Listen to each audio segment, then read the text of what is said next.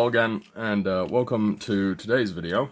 As the title says, we are looking at my red scorpions, because I had promised I was going to do another video this week, and some of the other stuff I'm working on at the moment isn't quite ready for that, so I'm going to do an army showcase today.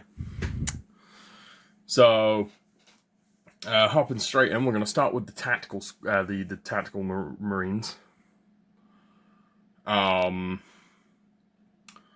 So we've got 10 tactical marines. They split into 2 combat squads of 5 men. So we'll start with just the regular bolter marines, and these are all based on the classic Imperial Armor Volume 4, the Beta Infelion project. Well, it's the Infelion project, but the planet it takes place on is called Beta Infelion 4.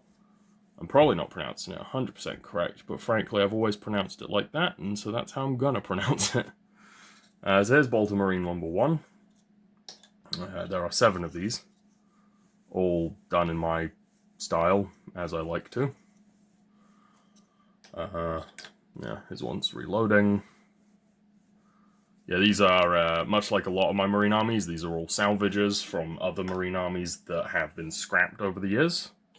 So all of these guys, well, most of these guys used to be Imperial Fists, but I think 1 or 2 of them used to be Blood Angels. Although Blood Angels in color only, not in model. Yeah. Red Scorpions are one of those ones I've wanted to do for quite a while. Wanted to do for quite a while before I did them. I quite like Red Scorpions because they are just very aesthetically pleasing. The grey with the charcoal black shoulder pads just looks very good. This one is a squad sergeant because it's 2 squads, and I based it off of some artwork from the rulebook, which I'll show after I finish showing the squad. Here's one with a rocket launcher. Or a missile launcher. Just classic setup. Yeah, this is a very classically set up squad.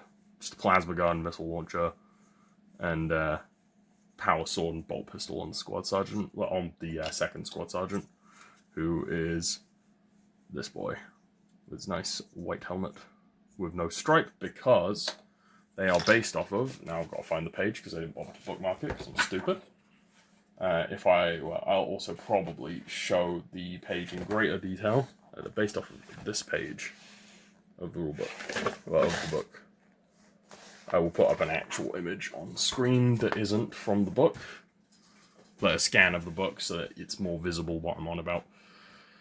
Following off from the tactical squad, I wanted this to be a very Infelion-themed project, so I then went for a classic Terminator squad. 5 Terminators strong, of all Red Scorpions transferred up, very nice and sexy. I shaved off the icons on the power fists, and the shoulder pads are 3D prints because these guys, this squad was originally a Black Templar squad. So I had to remove the iconography, and I didn't have extra shoulder pads, so I had to replace them with some 3D printed replacement ones, which are actually for the new Terminators, so kind of funny that they fit quite nicely. Here is one with a chain fist, very classic sort of breaching setup. In fact, this is the squad sergeant, I believe. Because back in the good old days, although I think you can do it nowadays as well, but back in the good old days, squad sergeants and Terminator squads could actually take a variety of weapons rather than just a power sword and a storm bolter. So you got, well, I think it's, hang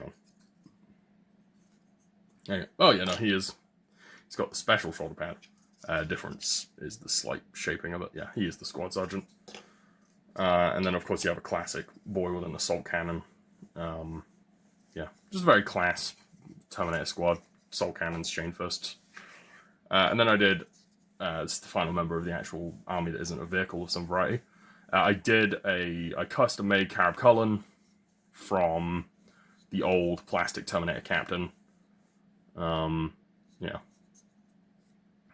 I based him off more of his appearance in the Bad Ab War, where he's like the chapter master, but it still works for this army, because the thing is that in the rulebook they actually don't show a leader for the Force. The Force page that it shows like a thing of the Force, Cullen is the leader, but then it doesn't show any individual leaders, so I just like to think that this guy is the leader, you know, because he's a veteran sergeant. but Ovs Cab Cullen is the actual leader because you need a fucking HQ on paper. Then, following on from that, I did Brother is it? Yeah. It's, Brother Harlan, Hall, which is the, fuck, I think it's a siege configuration is what this one's called.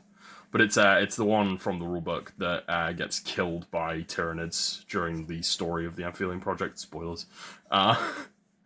Yeah, basically he gets killed by them. So I wanted to represent him in the Force, and also you don't really get to use these guys anymore. Like generally, this gets run as a multi-melter, but or an assault cannon to kind of represent this big flamer.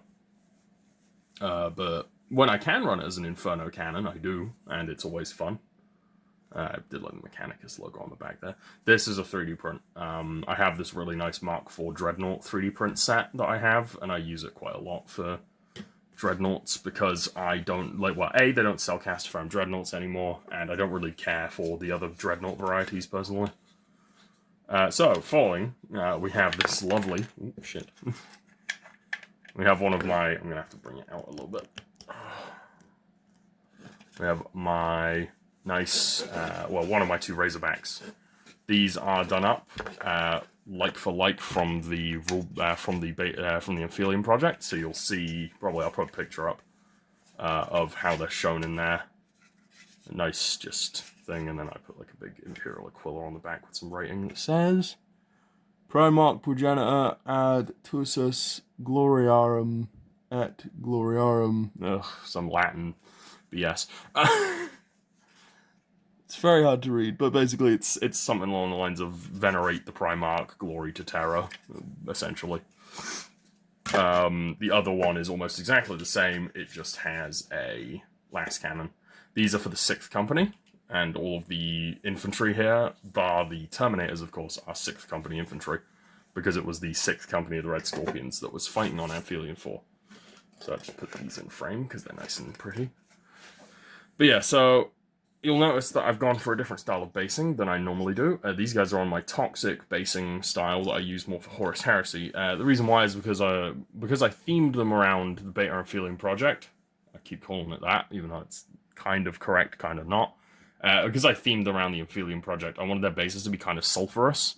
Because if I remember in the book, it says that the atmosphere of Amphibian is like sulfurous. And so I figured that, well, sulfur's yellow, so a yellowy, mucky ground would work for a sulfurous environment. Although I might have to look at that because it might not be sulfur, it might be something else, but I don't really mind. Either way, it's cool. And it adds flavor to them. Because these guys are probably unlikely to get ran alongside anything other than an Imperial Guard army. And my Imperial Guard armies are all in sorts of varying basing styles, so it doesn't really matter. Oh yeah, I also did the extra hatches for the Rhino, the Razorbacks. The reason I did the extra hatches is because the rules obviously allow you to have a Stormbolter, but in the artwork they don't actually have Stormbolters. Another thing you'll wonder is why I didn't leave these able to be converted into Rhinos. The markings on the Rhinos in the book are different to how, like the yellow markings are different in the Rhinos than they are on the Razorbacks, so it would have looked weird to me, and my psychotic desire to have things look correct would be offended, shall we say. Sorry about the camera shake. Only a quick one today. This army's not particularly large. I will be doing something interesting next week, hopefully. If you saw my most recent post, that is a video that will be coming down the pipeline. Talking about that particular project, my Wargaming rule set that I've been writing for about a year now. I say writing, it's more, my problem is, I write the rules, and I come up with the rules, and then I realize that only I can understand them, and then it takes me a year to make them actually understandable to anyone that isn't me. And we're at the stage where it's actually understandable to a person that isn't in my schizophrenic mind. I'm not schizophrenic. I do have other issues, but not diagnosed. I haven't been diagnosed as a schizophrenic yet. I'm sure it'll happen eventually. Who knows? But yeah, so that's my Red Scorpions. A little bit of a mini passion project these were. I had the extra parts and stuff available, so I was just like, let's make some Red Scorpions. Especially because I had tried them before. In fact, these guys had already been painted as Red Scorpions before, and I hated it. They looked like shit. That is, of course, no longer the case. I quite like the way these guys look. And I followed them up by doing Iron Hawks, who I will probably make a video on in the near future, because I like my Iron Hawks. They're only small. They're about 1,000 points. But 1,000 points if you stretch it and give characters lots of upgrades. 4th edition, just for those who aren't aware, I play 4th edition primarily, and 4th edition you get a lot of access to like customization and stuff on your characters. That's what I'm on about, way customizing characters. Actually, to be fair, I don't know how 11th edition is with that, but given what I've heard, 11th edition ain't particularly my thing anyway, so I don't really care. But no, thank you for watching. Have a nice day. I look forward to putting out some more content in the near future, and goodbye.